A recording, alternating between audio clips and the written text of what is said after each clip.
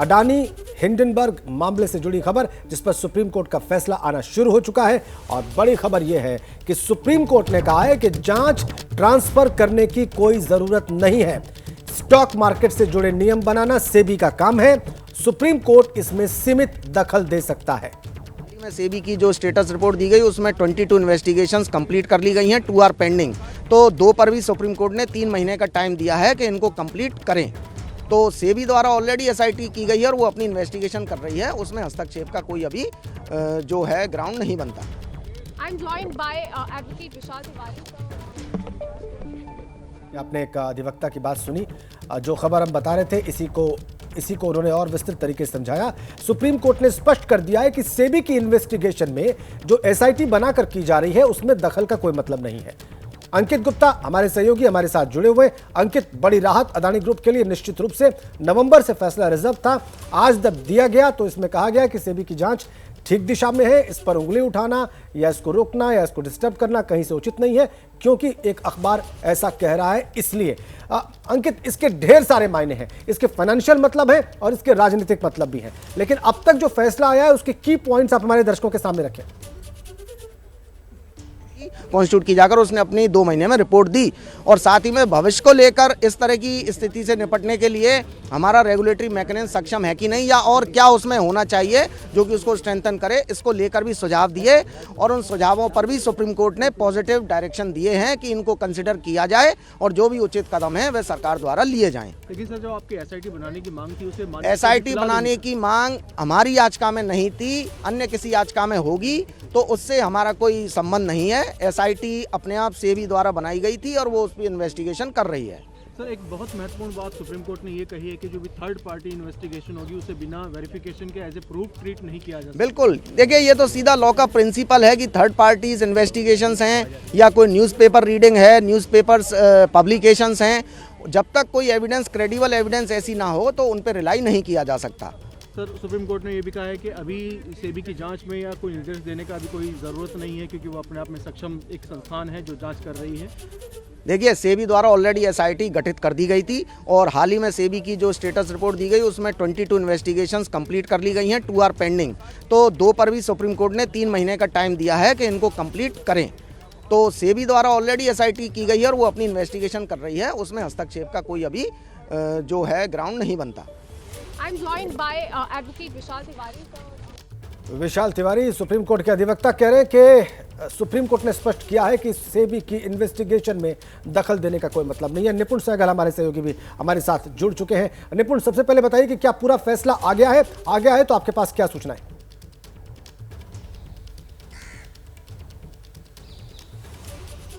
और जो लोग भी याचिका लेकर यहाँ पर पहुंचे थे या जो तमाम आरोप लगा रहे थे, उनको बड़ा झटका लगा है, क्योंकि सुप्रीम कोर्ट ने कहा है कि सुनी सुनाई बातों के आधार पर, अखबारों में छपी रिपोर्ट्स के आधार पर याचिका दाखिल की गई और उस आधार पर हमसे उम्मीद की जा रही है कि सेबी जो नियामक संस्था है शेयर बाजार की, उसकी क्रेडिबिलिटी पे, उसकी विश्वसनीयता पे हम शक करें और जांच किसी और एजेंसी को ट्रांसफर कर दें।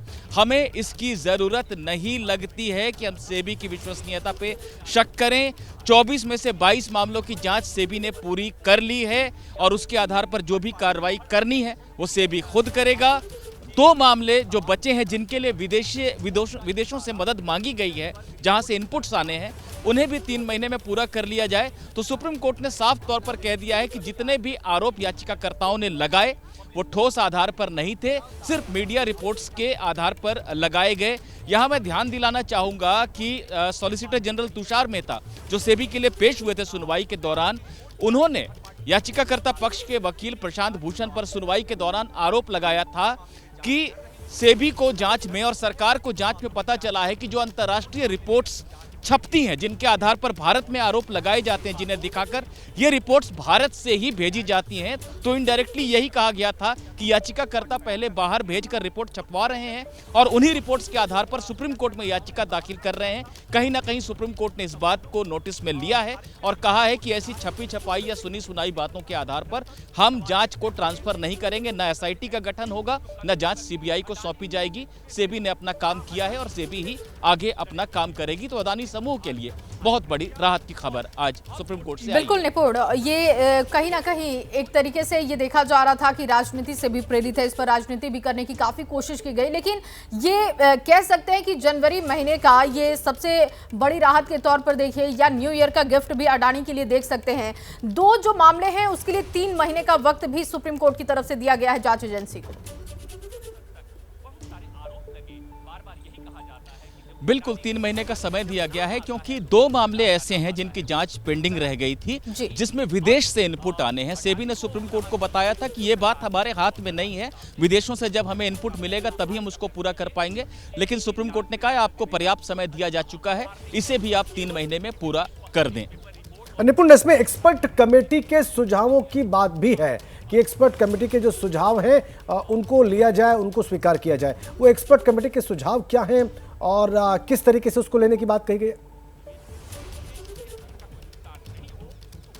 देखिए, एक्सपर्ट कमेटी जो सुप्रीम कोर्ट ने बनाई थी, जस्टिस अभय मनोहर सप्रे सुप्रीम कोर्ट के पूर्व जज की अध्यक्षता में, इसमें और विशेषज्ञ थे, स्टेट बैंक के पूर्व चेयरमैन ओपी भट्ट समेत तमाम इसमें विशेषज्ञ थे वित्तीय मामलों के और शेयर बाजार से जुड़े मामलों के। उन्होंने काफ़ी सिफारिशें दी हैं कि छोटे निवेशकों के हित को सुरक्षित रखने के लिए, क्योंकि जिस तरह से कई बार इस मामले में भी शॉर्ट सेलिंग एक टर्म होता है शेयर बाजार का, जिसकी चर्चा सुप्रीम कोर्ट ने भी की कि कुछ लोग पहले ऐसी परिस्थिति बनाते हैं कि किसी के शेयर क्रैश हो जाएं और उसके बाद उसको कम कीमत पर खरीदते हैं और फिर से फ़ायदा कमाते हैं। ऐसी स्थिति जो बनाने वाले लोग होते हैं वो बड़े बड़े लोग होते हैं, लेकिन उसका नुकसान छोटे निवेशकों को उठाना पड़ता है। तो उन्हें कैसे सुरक्षित किया जाए और शॉर्ट सेलिंग जैसी चीज़ों से, ताकि बड़ी शक्तियां जो हैं छोटे निवेशकों के हित को प्रभावित न कर सकें, ये तमाम बातें हैं जिसको लेकर एक्सपर्ट कमेटी ने सुझाव दिए हैं और सुप्रीम कोर्ट ने कहा है कि इन सुझावों पर सरकार और सेबी विचार करे और इसके मुताबिक कदम उठाए। ये पूरी सुनवाई में मैं ज़रूर बताना चाहूँगा दर्शकों को कि सुप्रीम कोर्ट का ज़्यादा फोकस इस बात पर था कि निवेशकों को नुकसान से बचाया जा सके, और वही बात सुप्रीम कोर्ट ने आज भी दोहराई है। बिल्कुल निपुण, क्योंकि लगातार हम इस पर बात कर रहे हैं कि ये पूरा मामला किस तरीके से अब इस पर सुप्रीम कोर्ट अपना नजरिया रख रहा है, टिप्पणी क्या है सुप्रीम कोर्ट की, लेकिन मैं चाहूंगी कि दर्शकों को आप जरा ये भी बताइए कि ये पूरा मामला क्या था, कितना गंभीर मामला जिसको लेकर आज बड़ी राहत अदानी ग्रुप को। बिल्कुल, देखिए, पिछले साल हिंडनबर्ग नाम की एक अमेरिकी एजेंसी की रिपोर्ट आई, जिसमें अदानी समूह पर तमाम आरोप लगाए गए कि उसने जो है अपने शेयर्स की कीमत को बढ़ाने के लिए बाजार में गलतियां की हैं, गड़बड़ियां की हैं और खुद ही अपने पैसों को निवेश किया है विदेशी रूट्स के थ्रू, जिस तरह से जिससे उसकी शेयर की कीमत बढ़े और मार्केट में उसकी वैल्यू बढ़े। ये तमाम गड़बड़ियां हिंडनबर्ग की रिपोर्ट में बताई गई और उसके बाद अदानी समूह जो है उसके शेयर्स जो आसमान को छूते थे कभी, बिल्कुल ज़मीन पर आ गिरे और काफ़ी ज़्यादा उसका नुकसान समूह को उठाना पड़ा। और लगभग 1 साल तक ये पूरा प्रकरण चलता रहा कि अलग अलग विदेशी एजेंसियों की रिपोर्ट सामने आती रही।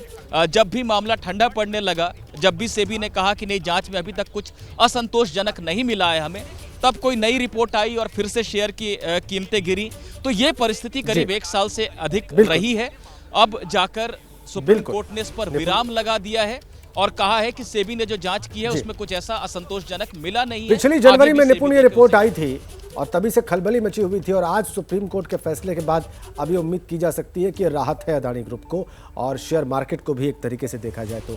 बहुत धन्यवाद आपका।